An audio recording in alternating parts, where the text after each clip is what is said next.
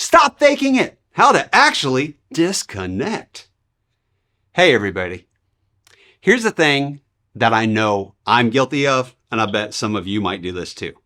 You ever been to where you, take a break, and you're saying, I'm taking a real break, at least theoretically, and you end up spending the whole time half checked in with the phone nearby, like been on a cruise, been sitting at the beach, been on the so-called vacation, and the reality is the email, it's still there. It's just on low-key standby.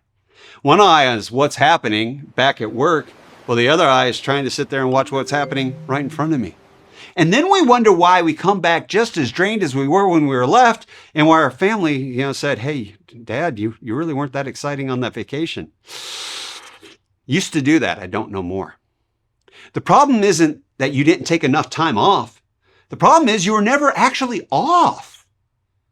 Organizational psychologist Sabine Sonnentag spent years studying what makes time off genuinely restored. I mean, she checked into this. Her findings found that the single most important factor is psychological detachment, mentally stepping away from work, not just physically.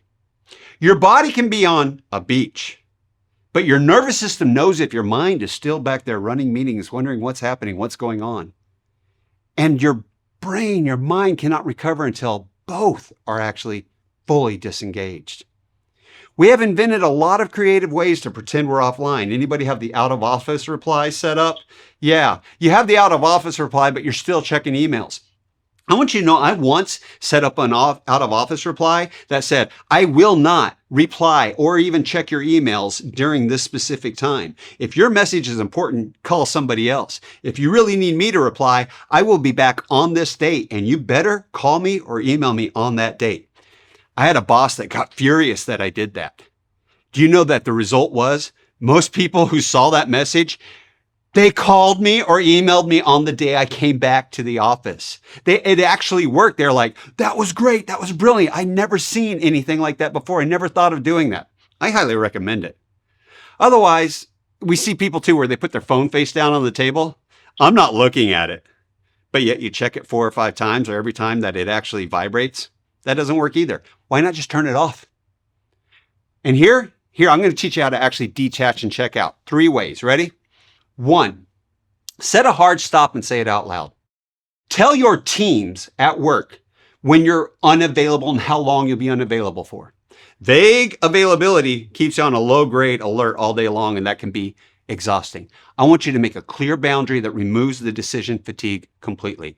And it could even be, remember we said in week 1, taking that 10-minute walk. Team, for the next 10 minutes, I'm going to go walk and detach from all of this. You can talk to me when I come back.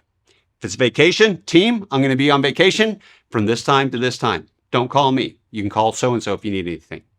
Number 2, replace the scroll with something physical. Do something on your vacation, your time off. Go for a walk, go for a swim, cook, play with your kids, build something. When your hands are doing something engaging, your brain shifts modes faster than mindfulness exercises. And I love mindfulness exercises. One of my favorite things to do to really detach, I like to fold laundry. I know it's weird, I do. I fold it very nice and neat, but it helps me to just mentally check out. I'm very mindful, let's say, about folding laundry. And checking out like this, it's not magic.